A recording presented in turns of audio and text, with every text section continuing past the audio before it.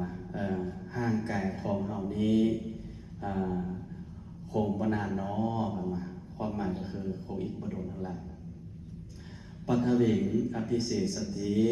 จะต้องลงไปทับถมพื้นแผ่นดินเพิ่นว่าสุดโถเปตวิญญาโนเมื่อวิญญาณได้ออกจากร่างกายของเฮาทิ้งไปเสียแล้วนิรัตถังวัคลิงคลังปุ่นเปียกเหมือนดังต่อไม้ทอนฟืนศรัทธาญาติโยมนอนแน่นิ่งไล่ความรู้สึกที่พระพันใดให้อนิจจาเวลาไปทรงสังการก็นี่เราศรัทธาญาติโยมในใจความกันเพื่อให้เรานี่ได้มาพิจารณาธรรมของพระพุทธเจ้าญาติโยมผู้บ่ว่าพระกรรมฐานบางองค์เพิ่นเวลาเพิ่นไปทรงสังการในงานศพนี่เวลาเพิ่นมาฮอดเพิ่นกราบศพ3 ทีเป็นอย่างเพิ่นต้องกราบรับธรรมอยู่ต่อหน้าเด้ศรัทธาญาติโยมเวลาพระพุทธเจ้าประเทศทุกข์บ่คันถ้าบ่มีทุกข์เฮาก็บ่เห็นเวลาเฮาเห็นความทุกข์เฮาก็นึกถึงพระพุทธเจ้าเข้ากันเป๊ะเลยญาติโยมรักธรรมกับความทุกข์ไปนำกันได้เพราะฉะนั้นจะมาทุกขังอริยสัจจังศรัทธาญาติโยมเนาะต่อไปปรินามปัญว่าอนิจจาวัฏสังขาราสังขารทางหลายทางปวงบ่เที่ยงเนาะปัญว่าคำว่าอุปัฏฐวายธรรมิโนมีความเกิดขึ้นแล้วก็มีความเสื่อมสลายไปในที่สุดอุปสิตตวานิโรสันติเกิดขึ้นแล้วตั้งอยู่ดับสลายไปเนาะสังคิเตนะปัจจุปันธานขันธาทุกขาสรุปแล้วขันธ์ทั้ง5คือร่างกายของเฮาเป็นต้นเหตุแห่งทุกข์ศรัทธาญาติโยมด้วยเหตุใดจึงว่าเป็นต้นเหตุแห่งทุกข์เฮามีน้ำหูน้ำตามาจากสิ่งใดนะโยมมาจากธาตุจากขันธ์บ่เอายกตัวอย่างว่าเฮาเจ็บไข้ได้ป่วยเฮาทุกขเวทนาเฮาทรมานเฮาก็ทุกข์แน่บ่แล้วเฮาฮักผู้ใดผู้หนึ่งผู้นำมาจากเฮาไปเฮาก็เสียใจบ่แล้ววันนี้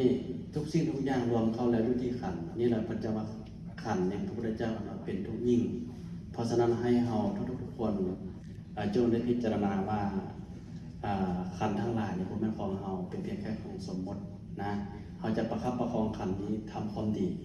เฮาจะประคับประคองขันธ์นี้เพื่อสร้างบุญสร้างกุศลและเฮาก็จะไปอยู่บ่อนที่มีความสุขก่อนนี้ศรัทธาญาติโยมเฮาเนาะคำว่าขันธ์5มันนี่นะศรัทธาญาติโยมตั้งใจฟังเด้อขันธ์5พระพุทธเจ้าเรียกว่าขันธ์5ก็คือรูปนะรูปนี่คือร่างกายประกอบไปด้วยธาตุทั้ง4มีดินน้ำลมไฟมาผสมกันจะเกิดเป็นธาตุเป็นขันธ์ขึ้นเนาะยกตัวอย่างว่าเอามีความร้อนอยู่ในตัวคือธาตุไฟว่ามีน้ำจะหมุนเวียนไปหมุนเวียนมาคือเลือดนะธาตุน้ำมีเนื้อมีน้ำว่าธาตุดินศรัทธาญาติโยมบอกจะผสมกันว่าเป็นดินน้ำลมไฟเนาะวันนี้เวทนาผ่านมาคือความรู้สึกของเฮาก็ดีเฮาในเฮารู้สึกต่างๆนี่ศรัทธาญาติโยมรู้สึกหน้ารู้สึกอ้อรู้สึกอันนั้นเองเพิ่นว่าเวทนาศรัทธาญาติโยมเนาะความทุกข์เข้ามาก็ดีสินะบัดนี้สัญญาคือความจำสังขารคือความนึกคิดปรุงแต่งวิญญาณคือความรับรู้สิ่งต่างๆญาติโยมเคยได้ฟังบ่ว่าเวลาเฮาฮู้ข่าวว่าคนตายโอ้เพิ่นเสียแล้ววิญญาณไปออกจากห้างไปแล้วใช่นะอันที่จริงพระพุทธเจ้าว่าวิญญาณนี่คือความรับรู้นะเฮารับรู้สิ่งต่างๆเนี่ยพระพุทธเจ้ามีวิญญาณเนาะส่วนเรื่องอภิสมณกายคือกายของเฮาแท้ๆว่าจิต ศรัทธาญาติโยมจิตอันนั้นเป็นธรรมธาตุเป็นอภิสมณกายเป็นของเฮาแท้ๆเพิ่นนี่บ่รับบ่นอนบ่มีวันแตกสลายออกจากมนุษย์ไปเป็นเทวดาก็จิตของเฮานี่ไปศรัทธาญาติโยมเพิ่นว่าไปจุติไปสอบบ้านแม่อยู่เพิ่นนี่เป็นผู้ไปเนาะเวลาเฮานอนเพิ่นบ่นอนบ่เพิ่นฝันไปเพราะฉะนั้นให้ญาติโยมรู้ว่าโดยธรรมธาตุธรรมชาติของเฮาแท้ๆบ่มีวันแตกสลายศรัทธาญาติโยมแล้วก็บ่มีวันสูญอีกเด้ออย่าเข้าใจว่าตายแล้วสูญบ่แม่นสูญที่สูญจะร่างกายของเฮาจิตของเฮาแท้ๆบ่สูญคุณความดีความงามก็บ่สูญศรัทธาญาติโยมเนาะแล้วบัดนี้สรุปว่าขันธ์5รูปเวทนาสัญญาสังขารวิญญาณนี้พระพุทธเจ้าเพิ่นว่าสิ่งเหล่านี้ล้วนเป็นอนัตตาบ่ขันธ์5เป็นอนัตตาบ่เด้เนื้อบ่หวานจะเข้าใจดีเนาะ ปฏิบัติธรรมเป็นอย่างเช่นว่าเป็นอนัตตาญาณโยมขันธ์ห้านี่เป็นอนัตตาอธิบายให้เขาเองว่าหูคือร่างกายของเขาในเที่ยงบ่ศรัทธาญาณโยมบ่เที่ยงบ่ดินน้ำลมไฟปั่นป่วนอยู่ทุกเวลาบ่เบิดร้อนเบิดหนาวสินะอันนี้เราคือความบ่เที่ยงเนาะเวทนาความรู้สึกเที่ยงบ่เที่ยงเด้สัญญาคือความจำนี่มันเที่ยงบ่ตัวนั้นก็เลื่อนจำชื่อไปเด้เห็นบ่สังขารนี่คือความนึกคิดปรุงแต่งนี่เที่ยงบ่เบิ่งนึงก็นึกคิดว่าอยากทำบุญเบิ่งนึงก็นึกคิดว่าอยากปฏิบัติธรรมเบิ่งนึงก็นึกคิดว่าโอ้ยังหนีข้อนิพพานเบิ่งนึงก็นึกคิดว่าโอ้ยังไปพาดีบ่เที่ยงญาณโยมมันเป็นอย่างนั้นมันนี่วิญญาณนี่คือความรับรู้สิ่งต่างๆอันนี้เที่ยงบ่เที่ยงเบิ่งนึงก็จื้อเบิ่งนึงก็ลืมบ่เบิ่งนึงก็รับรู้เบิ่งนึงก็บ่รับรู้ยกตัวอย่างว่าผู้เฒ่าเข้ามาแล้วลืมญาณโยมบ่รับรู้อีหยังล่ะเด้เนาะมันนี่เที่ยงบ่เที่ยงในเมื่อบ่เที่ยงแล้วนี่แหละพระพุทธเจ้าบอกว่าเป็นอนัตตาจำไว้ศรัทธาญาณโยมเด้อคำว่าอนัตตานี่ก็คือเป็นสิ่งที่บ่เที่ยงเนาะดังสุภาษิตเพิ่นว่าสิ่งไหนญาณโยมที่บ่เที่ยงมันอยู่ในสังสารวัฏนี่นะพระพุทธเจ้าเพิ่นว่าสิ่งนั้นแลเป็นทุกข์เพิ่นว่าเด้อจำไว้บัดนี้สิ่งใดที่เป็นทุกข์พระพุทธเจ้าเพิ่นว่าสิ่งนั้นเป็นอนัตตาสิ่งใดที่เป็นอนัตตาพระพุทธเจ้าเพิ่นว่าสิ่งนั้นแลบ่แม่นของเฮาญาณโยมเฮาจะไปเข้าใจว่าแม่นของเฮาเด้อเฮานี่เป็นเพียงแค่ผู้มาอาศัยอยู่ชั่วคราวจนนั้นเฮาก็ละขณะที่เฮาฮักนี่เฮาก็จากไปยังปรโลกภพหน้าศรัทธาญาณโยมเนาะเตสังวุปสโมสุโภ ผู้ใดเห็นธรรมผู้ใดปล่อยวางขันธ์ห้าได้ผู้นั้นย่อมเข้าถึงสุคติสุขก็คือโลกุตตรนิพพานศรัทธาญาณโยมเพราะฉะนั้นแล้วที่เราจะไปสู่นิพพานได้เราต้องในละทิ้งของเก่าคันหาบ่ละทิ้งของเก่าเราไปเอาของใหม่บ่ได้ศรัทธาญาณโยมเนาะฉะนั้นเราเอาตนญาณโยมเคยได้ยินสุภาษิตเพิ่นว่าบ่มีกฎใดที่แก้บ่ได้บ่มีปัญหาเดี๋ยวที่แก้บ่ได้เคยได้ยินบ่อาตมาที่จะมาอธิบายความให้ฟังว่าต้องย้อนยุคไปในอีก 2,569 ปีขึ้นหลังได้มีมหาบุรุษผู้หนึ่งเพิ่นชื่อว่าเจ้าสายสิทธัตถกุมารถัดมาอีกเป็นเวลา35 ปีเพิ่นได้ผนวดและก็ได้ตรัสรู้เป็นพระสัมมาสัมพุทธเจ้ามีพระนามว่าพระโคตมโคดมสัมมาสัมพุทธเจ้าแล้วผู้นี้แหละญาณโยมเป็นผู้ที่มาทำลายกฎเกณฑ์ของสังสารวัฏแล้วมาเปิดความจริงคือทุกขังอริยสัจจังมาเปิดความจริงมาเปิดทุกสิ่งทุกอย่างให้เฮาได้รู้ให้เฮาได้เห็นว่าสิ่งที่เฮาประสบสิ่งที่เฮากำลังเป็นทุกข์นี่มีหนทางแก้ไขได้ศรัทธาญาณโยมมีหนทางที่จะหลีกหนีจากสิ่งเหล่านี้ได้ก็คืออาศัยหลักธรรมของพระพุทธเจ้าเฮาก็คืออริยมรรคองค์8นะค่อยปฏิบัติค่อยเดินไปบ่นานเท่าใดเราก็จะได้หลุดพ้นออกจากสิ่งทั้งปวงสิ่งเหล่านี้ศรัทธาญาณโยมเนาะฉะนั้นแล้วนี่เราจะได้ขึ้นชื่อว่าเฮาและท่านทั้งหลายเป็นนักท่องเที่ยวเป็นนักโคจรนะความตายบ่แม่นเป็นสิ่งที่สิ้นสุดในศรัทธาญาณโยมความตายเป็นสิ่งที่เริ่มต้นเป็นอย่างที่ว่ากำลังเริ่มต้นเดินทางไปสู่อีกโลกใหม่บ่เพราะฉะนั้นความตายมันได้สิ้นสุดศรัทธาญาณโยมรวมทั้งหมดมีอยู่31ภพภูมินะแล้วก็มีอยู่8นรกขุมใหญ่กับอีก9ขุมแล้วก็อีกขุมสุดท้ายก็คือโลกันตานรกแล้วก็มีอีกบริวารอีก450ขุมภพทั้งหลายนี้กำลังรอท่าแทนเฮานี้ไปท่องเที่ยวท่านนี่เฮาก็ไปบางคนแล้วญาติโยมแต่เฮาก็ประจำไปจื้อเนาะเฮาก็ยังมองว่าม่วนซื่นเฮาก็ไปเรื่อยๆว่าเพราะว่าอย่างไรญาติโยมผู้บอกมารผู้ใจบ้ามารผู้ใจบ้าเป็นอวิชชาเพิ่นนั้นเป็นกษัตริย์เป็นขิงปกครองสังสารวัฏเป็นขิงปกครองสังสารวัฏเฮาแล้ววันนี้เพิ่นสร้างกงจักรขึ้นมาแล้วก็ให้สัตว์โลกเดินแบบบ่มีที่สิ้นสุดญาติโยมเดินไปสุดขึ้นมาก็กลับขึ้นมาเริ่มต้นใหม่เดินไปเดินมาเดินไปเดินมาเพราะฉะนั้นพระพุทธเจ้าเฮา กำเนิดเกิดขึ้นเพิ่นจักสร้างธรรมจักรขึ้นมาญาติโยมเห็นบ่ธรรมจักรแม่เอาต้นประเทศพอมาลาธรรมจักรบ่ธรรมจักรกับวัฒนสูตรความหมายก็คือมันมีองค์8พระพุทธเจ้าของสร้างกงจักรขึ้นมาสร้างธรรมจักรขึ้นมาเพื่อเปิดประตูให้สัตว์โลกนี้ออกส่วนกันกับพญามารสัทธาญาณโยมเนาะฉะนั้นแล้วอำนาจบุญและบาปยังไปคนละทิศคนละทางเปรียบเสมือนกลางวันและกลางคืนไปคนละทิศคนละทางไปคนละรูปไปคนละแบบสัทธาญาณโยมคำว่าบาปส่งผลไปทางทุกขติคำว่าบุญส่งผลไปส่งทางไปในทางสุคติภูมิสัทธาญาณโยมเนาะนี่แหละและอีกอันนึงประเด็นไหนญาติโยมว่าคันท่าว่าโอ้คนนั้นเป็นเสียแล้วได้แต่เฮาก็ว่าโอ้เราคือว่าเสียไว้แต่บางบ่ญาติโยมฮู้ว่าโอ้นอนนี่คืออีหยังมาจากอันนั้นบ่คำว่าโอ้นอนนี่นะก็คือมาจากโอคะสงสารก็คือโอคะสงสารเพราะว่าหลังจากที่พระพุทธเจ้าเฮาเพิ่นได้ตรัสรู้แม่ไม้เพิ่นก็ทรงรำพึงว่า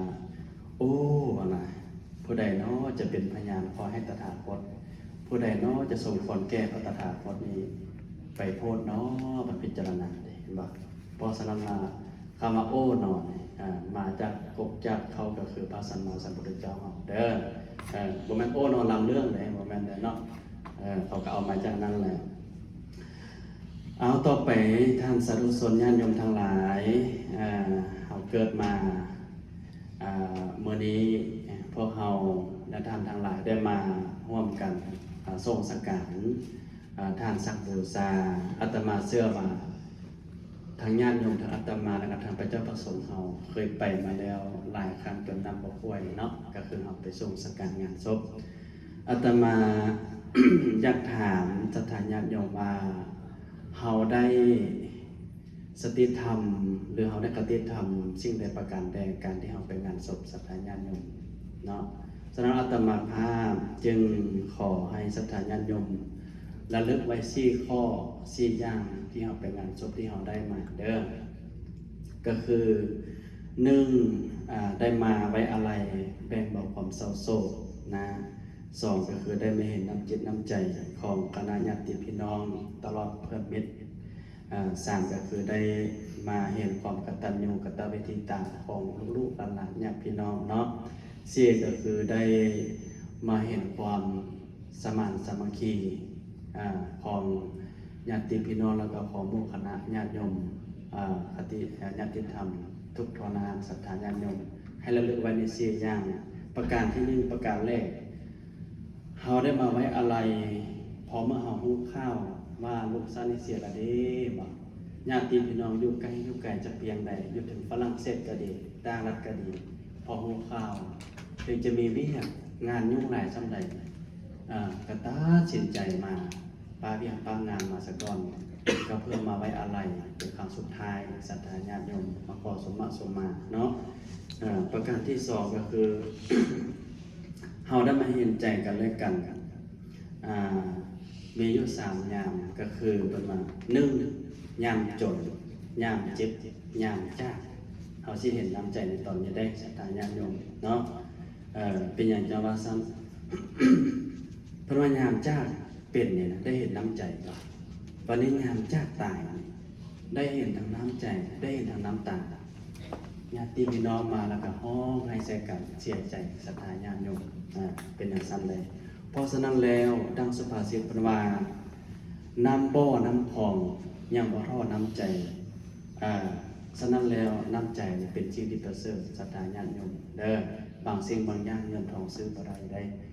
เราต้องได้ให้ด้วยตัวของเราเองก็คือน้ำจิตน้ำใจมาให้ความอบอุ่นคือโยมแม่สมรีบูชาเนาะมาบรรทุกคนมาไว้อะไรแล้วก็ให้กำลังใจเพิ่นเนาะเพราะว่าในเมื่อเพิ่นเสียไปแล้วเราก็เอาขึ้นบ่ได้สิ่งที่เราทำได้ก็คือมาให้กำลังใจกันและกันศรัทธาญาติโยมบัดนี้ประการที่3เพิ่นมาได้เห็นความกตัญญูกตเวทิตาเนาะของลูกญาติพี่น้องเพิ่นว่านิมิตตังสารรูปังกตัญญูกตเวทิตาความกตัญญูเป็นบ่อเกิดแห่งความดีศรัทธาญาติโยมเป็นสัญลักษณ์ของคนที่มีความดีคนที่มีคุณธรรมนะเพ คนที่มีศีลธรรมวันนี้ประการที่สี่อันว่าเฮาได้เห็นความสมานสามัคคีของเครือญาติดังนั้นเพิ่นจึงว่าสามัคคีสมัคคานังความสมานสามัคคีเป็นบ่อเกิดแห่งความสำเร็จคือดังที่เฮาได้เห็นประจักษ์อยู่ในปัจจุบันนี้ว่าทุกสิ่งทุกอย่างก็สวยสดงดงามหมดก็ย้อนเกิดมาจากความสมานสามัคคีของญาติพี่น้องลูกหลานทุกคนที่ได้มาร่วมด้วยช่วยกันศรัทธาญาติโยมอันนั้นก็คือว่าที่ข้อนี้ขอให้เราได้พึงพิจารณานำกันศรัทธาญาติโยมเนาะจำไว้ก็คือหนึ่งได้มาไว้อะไรสองก็ได้มาเห็นน้ำจิตน้ำใจกันและกันอันสามก็ได้มาเห็นความกตัญญูของลูกๆหลานอันสี่ก็ได้มาเห็นความสมานสามัคคีขอให้ญาติโยมจำไว้ทั้งสี่ข้อนี้เนาะวันนี้สุดท้ายสุดของตนญาติโยมถ้าเขามองในมุมลักธรรมการที่เอามาทรงสัจจะเมื่อกี้อาตมาเล่าในเรื่องสังคมวันนี้จะมาเล่าเรื่องมองในมุมลักธรรมะอาจจะมาจากยกเอามาข้อนึงเนาะญาติโยมเห็นว่าสุดท้ายของพิธีกรรมงานศพต่างๆบอกว่าจะอยู่แห่งบนใดก็ตามสุดท้ายนะเฮ็ดอีหยังเอาน้ำมะพร้าวมาล้างหน้าเพิ่นบ่บางคนเป็นล้างให้หยังให้เพิ่นเปียกให้เพิ่นเปื้อนประมาณบ่บางคนก็ว่าล้างให้เพิ่นสะอาดอันนี้อธิบายไปแบบนี้ญาติโยมว่าเฮาเข้าใจเนาะแล้วก็เฮามีความเชื่อนะว่าน้ำมะพร้าวนี่เป็นน้ำที่บริสุทธิ์สะอาดที่สุดเลยเฮาจะได้นำเอาน้ำบริสุทธิ์นี้มาส่งเพิ่นให้เกียรติเพิ่นนะแล้วก็ไม่อะไรเคารพเพิ่นเพราะว่าหลังจากนั้นก็เอาไปสู่สถานที่จูดเด็กสถานญาติโยมบ่ข้อนี้นี่ในหลักธรรมนี่ญาติโยมบอกว่าเป็นอย่างพระเจ้าเห็นจังซั่นเวทิตโพวิปัญญาพึงพิจารณาตามดังต่อไปนี้ว่าสังสารวัฏของเฮามนุษย์เฮาก็ดีทุกคนเวียนว่ายแต่เกิดมีบุญมีบาปมีกรรมปะปนเปกันมาหลายอสงไขยแสนมหากาพย์เฮาสร้างกรรมมาหลายแสนอสงไขยปลายมหากาพย์บ่อนันตังจนนับบ่ได้เพราะฉะนั้นแล้วเฮาจะเอาน้ำมหาสมุทรทางโลกไปนี้มาล้างมลทินล้างใจล้างจิตของเฮาบ่หมดสถานะนมแล้วก็ล้างบ่ได้เนาะต้องอาศัยหยังต้องเอาน้ำศักดิ์สิทธิ์น้ำอมฤตก็คือประลดแห่งพระธรรมก็คือน้ำแห่งพระธรรมมาชำระล้างใจของเฮาจึงจะหลุดพ้นได้จึงจะหมดกรรมหมดเวรได้เนาะฉะนั้นให้ญาติโยมพ่อแม่พี่น้องเฮาถือกตินี้ไว้เด้ออันนี้เป็นหลักธรรมเนาะเอาฉะนั้นสุดท้ายสุดเนาะอาตมาภาพได้แสดงพระธรรมเทศนามาก็สมควรแก่เวลาแล้วจึงขอปรารภถึงคุณงามความดีของศรัทธาญาติโยมพ่อแม่พี่น้องลูกหลานได้กระทำบำเพ็ญมาแล้วก็ดีตลอดถึงลุงซักโบซาได้กระทำบำเพ็ญเพียรสร้างมาแล้วแต่ปังหลังจนถึงปัจจุบันก็ดีตลอดโดยบุญกุศลที่ญาติโยมได้มาประกอบบำเพ็ญอยู่ในสถานที่แห่งนี้ก็ดีขอจงได้ร่วมลงมาเป็นเดชะเป็นภาวะปัจจัยเด้อไปคำไปสู่เป็นเรื่องทรงขอให้ดวงจิตตวิญญาณของหลวงสังโฆษาจงได้ไปสู่สุคติโลกสวรรค์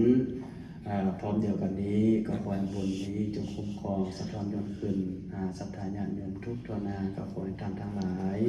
จงได้มีแต่ความสุขมีแต่ความเจริญคิดสิ่งใดที่เป็นประกอบสอบได้ทำแล้วขอท่านทั้งหลายจงได้สมดังความมุ่งมั่นปรารถนาทุกที่ปาลาธิการทุกท่านทุกคนมาในโอกาสนี้ด้วยเถิ